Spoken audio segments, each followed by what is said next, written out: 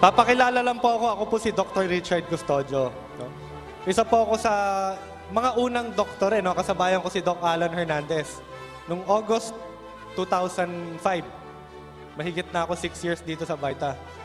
No? Siguro, side naman ng health. O kaya sa ano natin, sa product.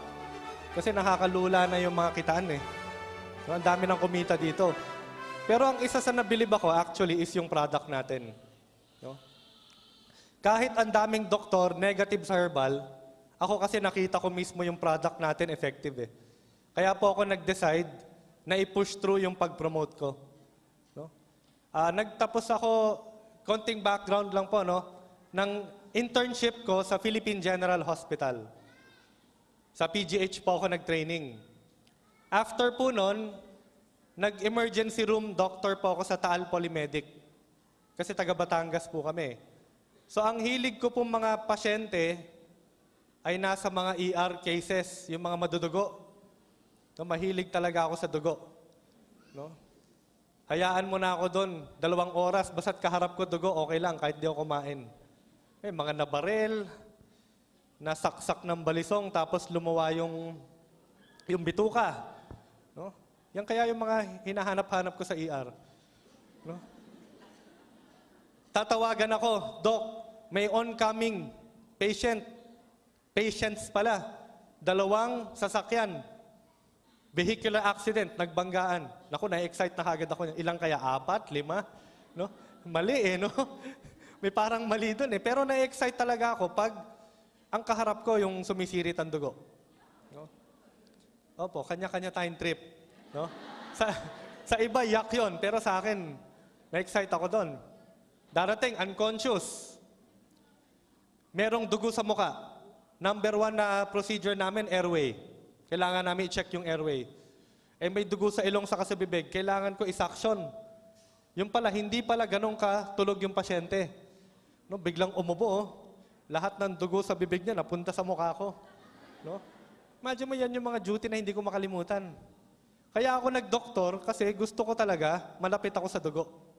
No? Simula bata pa lang ako eh. Yun na yung pangarap ko eh. Na talagang, siyempre, pag may pangarap ka, tsinaga mo, by natural law, malaki ang chance mo makuha yan. No? Yun talaga. No? Nag-aral ako pre-med ko, Ateneo.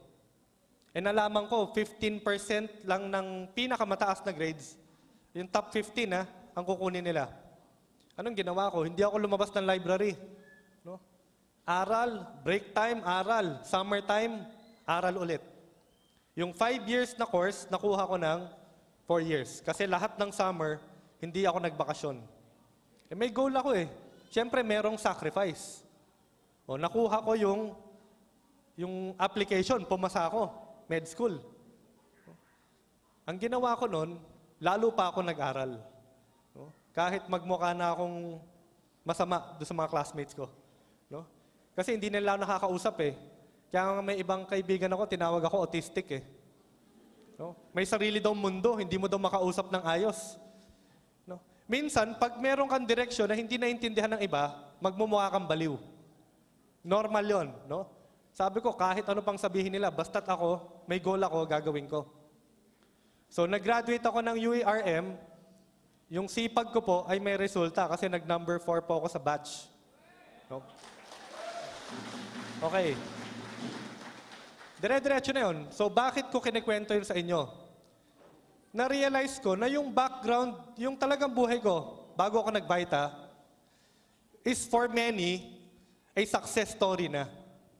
Diba, nag-aral, naging doktor, tapos natapos ng boards. Ang ganda na ng kwento eh. Nung nakita kong Vita Plus, hindi pa pala. No? Alam nyo, hindi ako magsisisi since day 1 na nandito ako.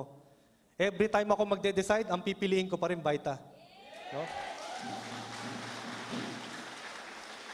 Yung buhay na-create ko sa sarili ko, nung tinapatan ng Vita, on the same day na nalaman ko Vita, ako po ay nag-volunteer at totally nag-resign sa hospital.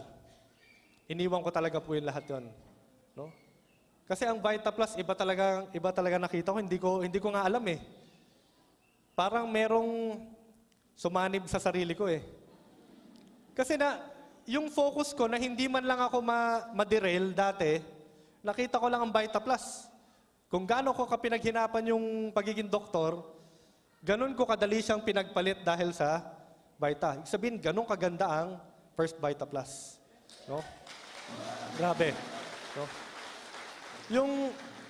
Yung kitaan, alam ko lahat kayo. Sino naman sigurong baliw na ayaw kumita ng malaki dito? Kaya nga tayo nag-volunteer dito eh. Kasi kahit papano, gusto natin maiba yung takbo o yung direksyon ng buhay natin. No?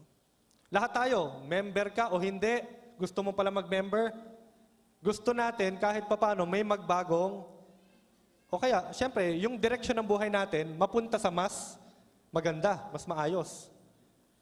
So, yung pagiging doktor ko dati, yun ang pinlano ko eh. Hindi pa pala siya yung pinakamagandang buhay. Ang pinakamagandang buhay ay isang mundo na kahit wala ka natapos, pwede ka yumaman. Yun ang nakita ko sa Vita. No? Kaya nga, lagi namin na-mention, dito sa Vita, ganito. Dito sa labas, hindi. Mamimili ka talaga ng mundo eh. Pag hindi ka nag-Vita Plus, doon sa labas, ano ang labanan? Mag-a-apply ka sa trabaho, may kasabay ka valedictorian. No? Huwag mo na asahan makukuha mo yung trabaho. Lalo na kung hindi ka valedictorian, galing kang probinsya. At tapos yung isa valedictorian ng Ateneo. Di ba? Kasi naglalabanan based sa grades o performance. Alam mo dito, tapon mo na resume mo. Masipag ka lang, kahit ano natapos mo, yayaman ka eh. Di ba ang laki? Ang laki ng difference. Hindi pa nga ako pinag-uusapan yung kitaan, nabaliw na ako eh. Yung prospect pa lang na yung mundo na to, mas maganda kaysa sa kasanayan natin na mundo. Yumaman ka sa labas. Ang gagawin ng kapitbahay mo, kakilala mo, susubukang hilahin pababa. Merong ugali ang Pilipino, kahit nakakalungkot aminin, crab mentality. Dito, anong ginagawa ng mga top earners? Tinutulungan yung mga bago, umangat para kumita rin sila. O, baliktad. Bakit kayo hindi mababaliw dito? Hindi pa kayo kumikita, dapat baliw na kayo ha, sa Vita. Yun, on my side, yun na nakabaliw sa akin. Kasi nung nagsumali naman ako, wala akong income eh. No, bakit ko tinaya ang isang napakagandang future ko sa pagiging doktor dito? Yun ay hindi mababayaran ng pera. Yun nakita ko sa Vita Plus. Janitor, si J.R. Colina. Dahil nag-Vita Plus kami, nagtulungan, pati siya ngayon, milyonaryo na. No, hindi nakapasa ng civil service eh. Exam. Oh. May kaibigan ako sa Laguna. Grade 2 ang natapos. Fishball vendor. No? Siguro kahit apply sa Makati, walang tatanggap sa kanya. Imposible kasi hanggang doon lang ang naabot. Kilala niyo po si Mario Belen. Nasama na siya sa mga success stories eh. Fishball vendor na nagkaroon ng sariling sasakyan dahil sa Vita Plus. No? Sana nakita nyo rin yung nakita ko sa Vita kahit hindi pa tayo kumikita dito. Yung mundo na ginawa ni Ma'am Doyi natin is hindi mo yan makukumpara sa mundo sa labas. Kaya minsan, pag nandito ka sa mundong ito, mapapagkamalang kang baliw. Kasi ibang-ibang ano natin eh, ibang-ibang mundo natin eh. Dito kahit gabi ang greeting natin, good morning. Doon, pagtatawanan ka. No? Pero okay lang yun. Kasi at least dito, mas gusto ko yung nangyayari. No? Ang hirap nung iba imbitahin. Pero doon sa kanila, ang dami naghihirap. Dito naman sa atin, ang daming payaman. Lahat talaga. No? So, okay lang ba po magtulong-tulungan tayo para lahat umasenso? No? Wala naman tong limit eh. Kung ilan ang gusto yumaman, welcome. Walang limit. Hindi yung for mga nauna lang. So ano po yung kailangan? Siguro magbibigay lang ako ng tip. O siguro ilang mga tips, no? Ang nakita kong pinakamalaking hadlang sa pagyaman dito, based on sa experience ko, is sarili. Bago ka kasi nag-Vita, meron ka ng mga nakasanayan. Meron ka ng kinakatakutan. Meron tayong mga strengths and weaknesses as tao. No? Halimbawa, ang teacher, no? May mga nakikilala ko, takot na takot magnegosyo. Pero sa public speaking, ang galing nila. Kasi ang profession nila, teacher. No? May mga kilala naman ako, takot na takot sa public speaking. No? Isa na ako dun eh. Dati nung nagsalita ako, nanginginig yung mic eh. I'm sure sa inyo, meron dyan. Yung pag nag-isa-isa, tatawagin, pupunta sa CR, magtatago doon. Pag malapit na siya tawagin. May mga ganyan ha, alam ko yan. Ganyan kasi ako dati. No? Pag alam ko, nako, patay. Iisa-isahin ata itong tatawagin sa harap. Mag-iisip na ako ng plano para makalusot. No? Sasakitan tiyan ko, mapapaihi ako, o kaya talagang namamawis yan. No? Yan ang mga weaknesses natin eh. So anong kailangan gawin? Ito ang pinakamahirap. Labanan nyo yung sarili nyong weakness. So kinakausap ko kayo as individuals. Kung gusto nyo may mangyari sa Vita Plus sa inyo, kailangan baguhin yung sarili nyo. Kasi bagong resulta ang gusto nyo eh. Kailangan bago rin ang sarili nyo. Ma'am, hindi ka magaling magsalita. Ang gawin mo, magsalita ka everyday. Kahit nakakatakot, hindi ka naman mamamatay dyan eh. After 1 year, ano mangyari po sa inyo? Wala ka ng weakness. Wala nang reason kung bakit hindi ka kikita sa Vita. Kasi dumating 100, di ka natatakot.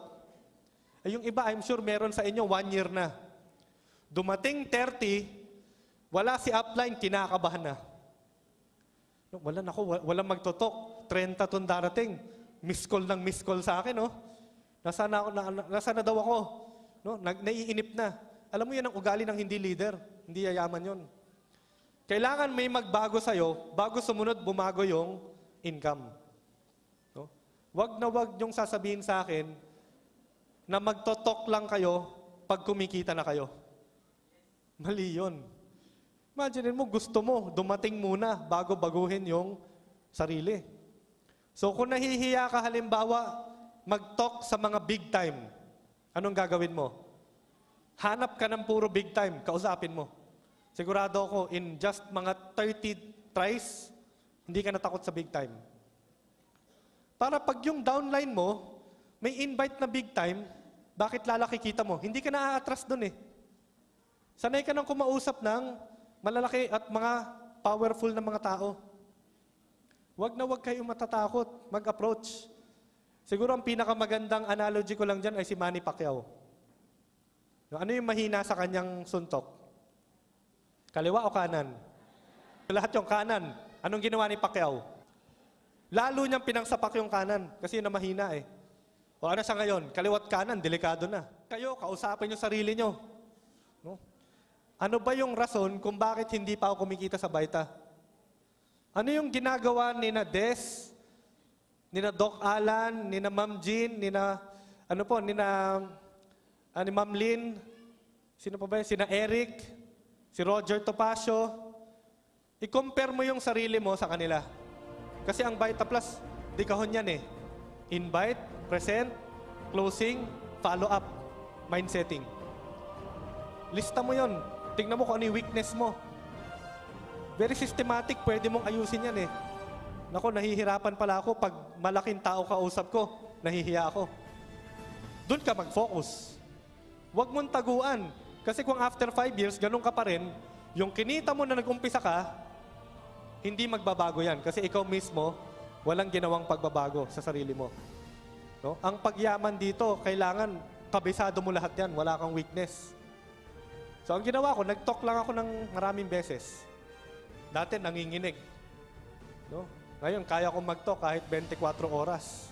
No? Hindi, kung gusto nyo, 24 oras ako mag-talk eh. No? So, yun yung challenge ko sa bawat isa na I think mahirap para sa atin. Huwag kang tatago sa likod ng upline mo o na nag-invite sa'yo. I suggest, kumalas ka muna 1 month, mag-solo ka para ma-develop mo sarili mo. Imagine mo kung lahat tayo na-develop, oh. Isang grupo tayo ng puro matitindi. No? Kahit saan humarap yung guest, wala siyang lusot eh. Mapapasign up siya eh. Paano? Yung grupo natin walang weakness. Kahit saan siya humarap, ang tindi magsalita. Kaya kailangan, as individuals, i-develop mo sarili mo. Eventually, yayaman ka talaga dito. Kasi individual rin naman ang income eh. Kaya huwag ka magtago kay upline, lumabas ka. No? Hindi tayo nag-Vita Plus para mag-play safe. Nag-Vita Plus tayo para labanan natin yung kahirapan para may mangyari sa atin. No? Kaya welcome sa Vita Plus. Sana may natutunan po kayo. Thank you po.